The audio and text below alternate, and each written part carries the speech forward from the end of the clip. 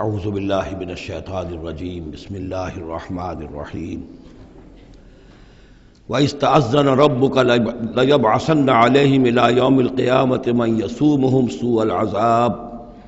إِنَّ رَبَّكَ لَسَرِيعُ الْعِقَابِ وَإِنَّهُ لَغَفُورٌ رَحِيمٌ صدق اللہ العظیم۔ اس سے پہلے کہ ہم آگے بڑھیں، جو آخری مضمون آیا تھا، جو آیات ہم پڑھ چکے ہیں، ان کے ضمن میں ایک وضاحت ضروری ہے۔ یہ جو ہم نے ابھی دیکھا کہ اس بستی کے لوگ تین قسم کے تین حصوں میں منقسم ہو گئے تھے۔ ایک وہ لوگ جو گناہ میں بڑھے جا رہے تھے، ایک وہ کہ جو خود گناہ تو نہیں کر رہے تھے لیکن روک بھی نہیں رہے تھے، اور ایک وہ کہ جو گناہ سے خود بھی مجتنب تھے اور نہی عن المنکر کا فریضہ آخری وقت تک سر انجام دے رہے تھے۔ صراحت کے ساتھ یہاں جو فرمایا گیا کہ ہم نے بچایا کس کو؟ فَأَنْجَيْنَا الَّذِينَ يَنْهَوْنَ عَنِ السُّوءِ، بچایا ہم نے ان کو کہ جو روک رہے تھے بدی سے۔ وَأَخَذْنَا الَّذِينَ ظَلَمُوا بِعَذَابٍ بَئِيسٍ، اور ہم نے پکڑ لیا ان لوگوں کو جو گناہ میں ملوث تھے ایک بہت ہی برے عذاب میں ان کے نافرمانی کی وجہ سے۔ اس سے بعض حضرات نے ایک نقطہ نکالنے کی کوشش کی ہے، اور وہ یہ ہے کہ ایک گروہ کے بارے میں صراحت کے ساتھ آ گیا کہ اس کو بچا لیا، وہ لوگ جو نہی عن المنکر کر رہے تھے۔ ایک گروہ جس کے بارے میں صراحت سے کہا گیا کہ اس پر عذاب آیا، وہ ہے جو گناہ میں ملوث تھے۔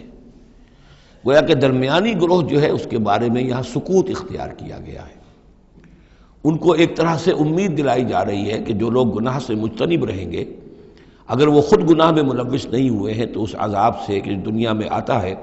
اس سے وہ بچا لیے جائیں گے۔ اور یہ بہت بڑی غلط فہمی ہے۔ یہ ایسی ہی بات ہے جیسے کہ میں نے آپ کو بتایا تھا سورہ مائدہ کے پڑھتے ہوئے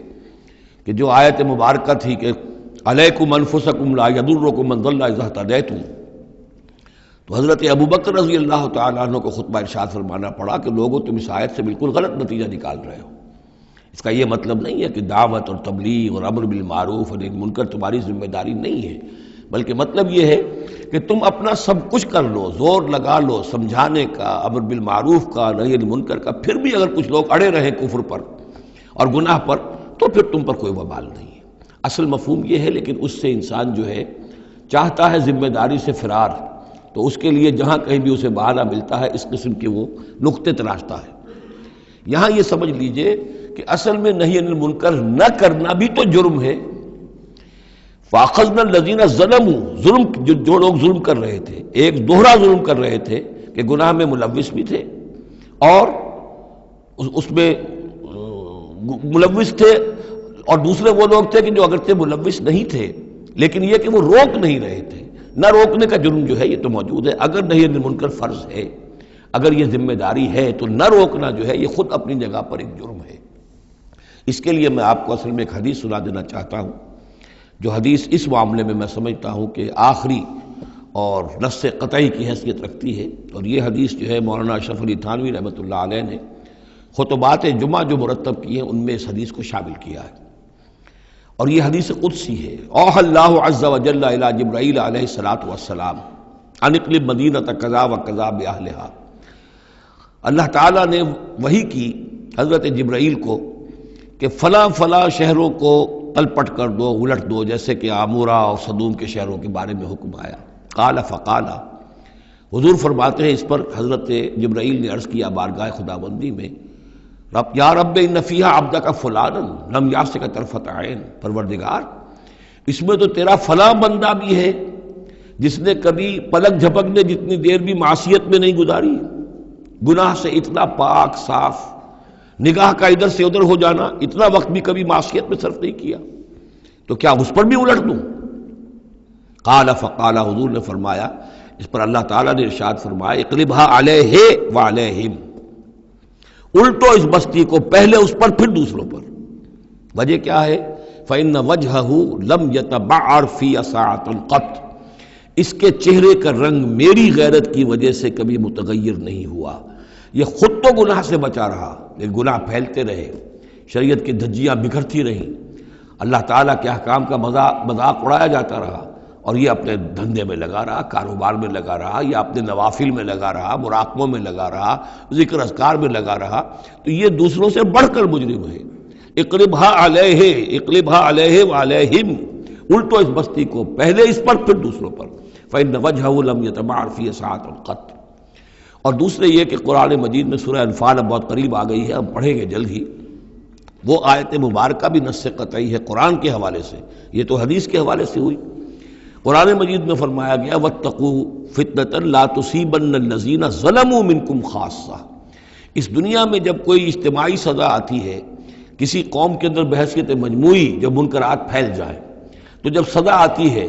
تو پھر وہ صرف جو گناہ گار ہیں انہی کو اپنی لپیٹ میں نہیں لیتی، بلکہ وہ لوگ جو بچے ہوئے تھے وہ بھی لپیٹ میں آ جاتے ہیں۔ ہاں، امید جو دلائی گئی ہے یہاں سے وہ یہ ہے کہ جو امر بالمعروف و نہی عن المنکر کی آخری حد تک، آخری وقت تک کوشش کرتے رہے ہوں، اللہ تعالیٰ ان کو بچا لے گا۔ اب آگے چلیے، وَإِسْتَأْذَنَ رَبُّكَ، اور یاد کرو جب کہ آپ کے رب نے یہ اعلان کر دیا،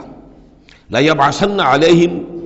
وہ لازماً اٹھاتا رہے گا ان پر، مسلط کرتا رہے گا ان پر، الی یوم القیامہ، قیامت کے دن تک، ایسے لوگوں کو من یسومہم سوء العذاب، جو انہیں بدترین عذاب کے اندر مبتلا کرتے رہیں گے۔ ان ربک لسریع العقاب، یقیناً آپ کا رب سزا دینے میں بہت جلدی کرتا ہے۔ وَإِنَّهُ لَغَفُورٌ رحیم، اور یقیناً وہ غفور بھی ہے، رحیم بھی ہے۔ اللہ کی تو یہ دونوں شانیں ہیں، وہ عزیز ذو انتقام بھی ہے، سریع العقاب بھی ہے، لیکن وہ غفور اور رحیم بھی ہے۔ اب یہ آپ کا طرز عمل ہے کہ آپ اپنے آپ کو اس کی کس شان کا مستحق بناتے ہیں۔ اس آیت میں واقعہ یہ ہے کہ جس قانون کا ذکر ہو رہا ہے اللہ تعالیٰ کی طرف سے، اس فیصلے کا، وہ ہماری نگاہوں کے سامنے ان کی پوری تاریخ، اس لیے کہ اس کے بعد آ رہا ہے وَقَطَّعْنَاهُمْ فِي الْأَرْضِ أُمَمًا، ہم نے انہیں زمین کے اندر منتشر کر دیا، فرقوں کے اندر اور قوموں کے اندر۔ یہ ڈایاسپورا جو ہے ان کا، جو سن 70 سے شروع ہوا ہے، سن 70 عیسوی میں جو رومن جنرل تھا ٹائٹس، اس نے سیکنڈ ٹیمپل کہ جو حضرت عزیر علیہ السلام کے زمانے میں پھر دوبارہ ہیکل تعمیر ہوا تھا، اس کو شہید کیا۔ 1,33,000 یہودیوں کو ایک دن میں قتل کیا یروشلم میں، اور یہاں سے یہودیوں کو نکال باہر کیا، فلسطین سے نکال دیے گئے، تم اب فلسطین میں نہیں رہ سکتے۔ وہاں سے ان کا ڈایاسپورا شروع ہوا ہے، کوئی کہیں چلا گیا، کوئی کہیں چلا گیا، کوئی روس میں چلا گیا، کوئی یورپ میں چلا گیا، کوئی ہندوستان میں آ گیا، کوئی مصر میں آباد ہو گیا، کوئی اور دور دراز کے علاقوں میں۔ پھر جب یہ امریکہ دریافت ہوا ہے تو یہ امریکہ بھی چلے گئے، وہاں بھی جا کر آباد ہو گئے۔ تو یہ ان کا ڈایاسپورا کا پیریڈ ہے کہ جس میں یہ گویا کہ منتشر کر دیے گئے پوری زمین کے اندر، ان کی کوئی ایک جمعیت کہیں نہیں رہی، اور ہر جگہ ان سے نفرت تھی، شدید نفرت۔ بلکہ ان کے اوپر واقعہ یہ کہ یورپ میں تو بڑا ان کے اوپر ظلم بھی ہوتا تھا، جس طرح چاہتے تھے ان کو وہاں کے عیسائی جو ہیں، جیسا کہ میں بتا چکا ہوں کہ ان کو معلوم تھا کہ یہ جو جن کو ہم خدا مانتے ہیں حضرت عیسیٰ علیہ السلام، ان کو سولی پر چڑھوایا انہوں نے، اور انہوں نے کفر کیا، اور وہ حضرت مسیح علیہ السلام کی شان میں گستاخی کرتے ہیں، حضرت مریم کی شان میں گستاخی کرتے ہیں، تہمتیں لگاتے ہیں، لہذا وہ ان کے درمیان دشمنی رہی۔ اور اس کی آخری مثال اس صدی میں، یعنی دور کی تاریخ تو شاید ہمیں معلوم ہو کہ شاید فیری ٹیلز ہیں، یہ کوئی کہانیاں ہیں جو ہم سن رہے ہیں، اس صدی میں جو ہوا ہٹلر کے ہاتھوں 6 ملین 60 لاکھ یہودی ختم کیے اس نے۔ پورا مشرقی یورپ کا یہودی جو ہے کھینچ کھینچ کر وہاں سے پکڑ پکڑ کر، جہاں تک ہٹلر کی حکومت بنی تھی، جہاں تک اس کی جو گئے تھے فتوحات کا دائرہ، وہاں سے یہودیوں کو کھینچ کھینچ کر کنسنٹریشن کیمپس میں لایا گیا۔ پھر خاص مشینیں ایجاد کی گئی، خاص جو ہیں اس کے لیے ایسے بنائے گئے کہ ان کے لیے اب اتنے لوگوں کو قتل کریں گے تو دفن کہاں کریں، ان کو کیا کریں، how to dispose of the dead bodies. تو اسپیشل پلانٹ بنائے گئے کہ ایک بڑے سے ہال میں داخل ہو رہے ہیں، وہاں سارے کپڑے اتروا لیے تاکہ یہ کپڑے بھی استعمال ہوں بعد میں۔ کہا یہ جاتا تھا کہ تمہارے کپڑوں میں جوئیں پڑ گئی ہیں تو جوؤں کو اس کو ڈیلاؤس کرنے کے لیے ضروری ہے کپڑے اتار کے آگے گیس کے اندر تاکہ وہ جوئیں ختم ہو جائیں گی۔ پھر ان کے بال اتروا لیتے تھے، عورتوں کے بال بھی شیو کر لیے، مردوں کے بھی، ان بالوں سے قالین بنائے انہوں نے جو نازیوں نے اپنے دفتروں میں بچھائے، ہیومن ہیئر کے قالین۔ پھر ان کو لے جا کر ایک گیس چیمبر کے اندر کے سب مر گئے۔ پھر اب وہ بڑے بڑے پٹے جیسے چلتے ہیں مشینیں، بڑے بڑی فیکٹریز کے اندر وہ پٹوں کے اوپر لاشیں چل رہی ہیں، پھر ان کا چورا ہو رہا ہے، جیسے کہ کہیں جو ہے وہ گھاس کاٹا جا رہا ہو یا کوئی اور چارہ جو ہے وہ کترا جا رہا ہو۔ پھر کسی خاص قسم کے کیمیکلز کے اندر ان کو تحلیل کیا کہ آخر میں کیا نکل رہا ہے، نہ کسی گوشت کا پتہ، نہ خون کا پتہ، نہ ہڈی کا پتہ، کسی شے کا پتہ نہیں، ایک بدبودار سیاہ رنگ کا مائع باہر نکل رہا ہے، اور اسے وہ لے گئے اپنے کھیتوں میں اور اسے بنا لیا کھاد۔ یہ کام اس صدی میں ہوا ہے، ہولوکاسٹ۔ اس میں زیادہ سے زیادہ یہ کہتے ہیں کہ یہ کچھ مبالغہ ہے 60 لاکھ کا، 40 لاکھ، تو 40 لاکھ بھی تو کم نہیں ہوتے، 40 لاکھ افراد کا اس طرح ختم ہو جانا۔ استأذن ربک لیبعثن علیہم الی یوم القیامہ، ان کا آخری وقت تو اب آنے والا ہے، وہ زیادہ دور نہیں ہے، لیکن اس سے پہلے جیسے شمع بجھنے سے پہلے بھڑکتی ہے، لہذا وہ ایک بھڑک ہے اس کی کہ جو یہودیوں کی ہے، اسرائیل ہے، ان کی طاقت ہے، ان کی قوت ہے، عربوں پر وہ چھائے ہوئے ہیں۔ اور واقعہ یہ ہے کہ مسلمان جس عذاب کے مستحق ہو چکے ہیں، اور ان میں سے عرب چونکہ ہمارے ہاں اونچے درجے کے، اس اعتبار سے امت کے اندر ان کا مقام اونچا درجے کا ہے کہ حضور عرب تھے، انہی کی زبان میں اللہ کی کتاب ہے، اور ان کی جو اللہ تعالیٰ کے دین کی طرف سے جو انہوں نے پیٹھ پھیری ہے، لہذا اس کی جو سزا انہیں مل رہی ہے وہ یہ ہے کہ ایک مغضوب علیہم قوم کے ہاتھوں ان کی تذلیل ہو رہی ہے، ان کے سامنے جھکنا پڑ رہا ہے۔ جن کے ساتھ کسی ایک کمرے میں کبھی بیٹھتے نہیں تھے، اب ان کے ساتھ گفت و شنید جو ہے اور ان کے ساتھ بغل گیر ہونے کی نوبت جو ہے وہ آئی ہے۔ اور ابھی جو کچھ ہونا ہے وہ خیر دوسری بات ہے، میں اس وقت میں نہیں جانا چاہتا، وہ آخری وقت بھی آئے گا، پھر جو ہے حضرت مسیح علیہ السلام بھی نازل ہوں گے، اور وہی چونکہ ان کی طرف رسول تھے، رسول اللہ بنی اسرائیل، تو آخری وہ عذاب ہلاکت کہ جو باقی 6 قوموں کا تو آ چکا، حضرت نوح علیہ السلام، حضرت نوح کے سامنے بیٹا جو ہے وہ غرق ہوا کہ نہیں ہوا، حضرت ہود، حضرت صالح، ان سب کے سامنے جو ہے ان کی قومیں ہلاک ہوئیں، تو اب حضرت مسیح کو اٹھا لیا گیا تھا، وہی آئیں گے اور انہی کے ہاتھوں یہ اپنے کیفر کردار کو پہنچیں گے اور ان کا ایک ایک بچہ ختم ہوگا۔ لیکن اس سے پہلے ان کے ہاتھوں مسلمانوں پر اللہ کے عذاب کے بڑے کوڑے برسیں گے۔ To add insult to injury, کہ ایک یہودی قوم کے ہاتھوں، مغضوب علیہم قوم کے ہاتھوں پٹائی ہوگی، اور جو ہو رہی ہے، لیکن یہ کہ ابھی شدید تر صورت میں اس کا شروع ہونے والا ہے معاملہ۔ کوئی دنوں کی بات ہے کہ مسجد اقصیٰ شہید کر دی جائے گی، اور پھر ایک طوفان جو ہے مڈل ایسٹ میں شروع ہو جائے گا۔ وَإِسْتَأْذَنَ رَبُّكَ لَيَبْعَثَنَّ عَلَيْهِمْ إِلَىٰ يَوْمِ الْقِيَامَةِ مَن يَسُومُهُمْ سُوءَ الْعَذَابِ، یاد کرو جب کہ آپ کے رب نے یہ اعلان کر دیا تھا کہ وہ لازماً اٹھاتا رہے گا، مسلط کرتا رہے گا ان پر قیامت تک ایسے لوگوں کو جو انہیں بدترین عذاب میں مبتلا کرتے رہیں گے۔ إِنَّ رَبَّكَ لَسَرِيعُ الْعِقَابِ وَإِنَّهُ لَغَفُورٌ رَحِيمٌ۔ وَقَطَّعْنَاهُمْ فِي الْأَرْضِ، ہم نے متفرق کر دیا ان کو زمین میں، امماً، فرقے بن گئے، علیحدہ جماعتیں بن گئیں، اور اب ان کے جھگڑے ہو رہے ہیں مختلف علاقوں سے، جو لوگ آ کر اسرائیل میں آباد ہو رہے ہیں۔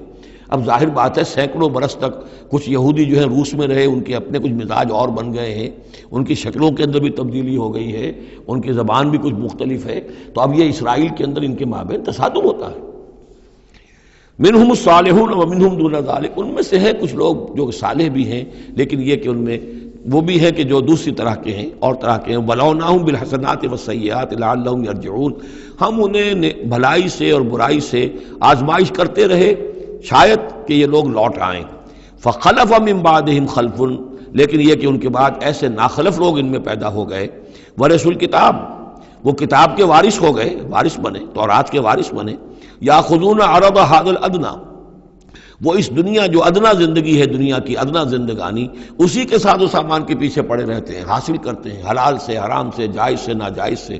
وَيَقُولُونَ سَيُغْفَرُ لَنَا، اور کہتے ہیں ہمیں تو بخش دیا جائے گا، ہم ابراہیم کی نسل سے ہیں، اسرائیل کی اولاد ہیں، we are the chosen people of the Lord، سَيُغْفَرُ لَنَا، ہمیں بخش دیا جائے گا۔ وہیں یاتہم عرض مثلہ یاخذوہ، اگر ایسا ہی اور سامان بھی ان کو دیا جائے اور لے لیں گے، حرام سے یہ نہیں دیکھیں گے کہ حلال سے یا حرام سے۔ الم یؤخذ علیہم میثاق الکتاب، کیا ان سے کتاب کا عہد نہیں لیا گیا تھا؟ جب تورات دی گئی تھی تو عہد لیا گیا تھا، اللہ یقول علی اللہ الا الحق، کہ نہیں منسوب کریں گے اللہ کی طرف کوئی بات مگر حق، ودرسوا ما فیہ، اور انہوں نے پڑھا اس کو جو کچھ کہ اس میں تھا، والدار الآخرۃ خیر للذین یتقون، اور یقیناً آخرت کا گھر، پچھلا گھر تو بہتر ہے انہی لوگوں کے لیے جنہوں نے تقوی کی روش اختیار کی۔ فلا تعقلون، تو کیا تم عقل سے کام نہیں لیتے؟